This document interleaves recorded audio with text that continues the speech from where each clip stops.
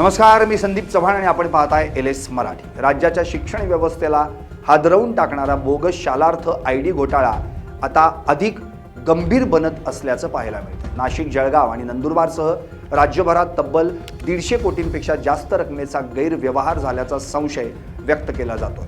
बनावट कागदपत्रांच्या आधारे शेकडो शिक्षकांना बोगस शालार्थ ID देत लाखो रुपयांचा पगार उचलला गेला असल्याचा धक्कादायक प्रकार समोर आलाय। दरम्यान या प्रकरणात जळगाव जिल्ह्यातील हजाराहून जास्त शिक्षकांची यादी तपास यंत्रणेकडे सुपूर्द करण्यात आली आहे। नाशिकच्या आर्थिक गुन्हे शाखेकडून तपास सुरू आहे। 1 मार्च 2019 ते जून 2025 या कालावधीत शिक्षण विभागात मोठा घोटाळा झाल्याचं उघड झालंय। बोगस कागदपत्र, बनावट नियुक्ती आदेश आणि नियमबाह्य पदोन्नतीच्या माध्यमातून शेकडो शिक्षकांना बेकायदा शालार्थ ID देण्यात आले।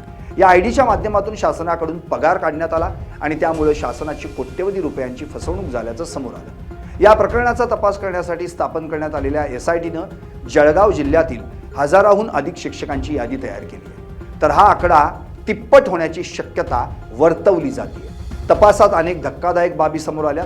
या बोगस नियुक्त्यांमध्ये तत्कालीन शिक्षणाधिकारी नितीन बच्छाव आणि उपसंचालक BB चव्हाण यांचा शेरा आणि स्वाक्षरीवर नियुक्त्या झाल्याचं नमूद करण्यात आलंय। जळगाव जिल्ह्यातील 35 पेक्षा अधिक शिक्षण संस्थांमध्ये अशा नियुक्त्या झाल्याचा संशय व्यक्त केला जातोय।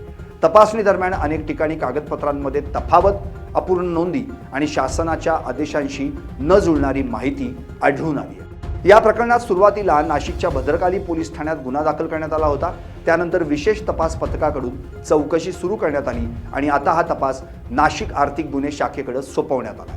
या प्रकरणात अनेक अधिकारी, शिक्षण संस्था आणि शिक्षक रडारवर आहेत। बोगस पगाराची वसुली आणि फौजदारी गुन्हे दाखल करण्याची प्रक्रिया सुरू आहे। दरम्यान या घोटाळ्याचा तपास पुढे जात असताना अजून किती बोगस शालार्थ ID समोर येत आहेत आणि या प्रकरणातील मुख्य सूत्रधार कोण हे उघड होतंय, याकडे आता संपूर्ण राज्याचं लक्ष लागून राहिलंय।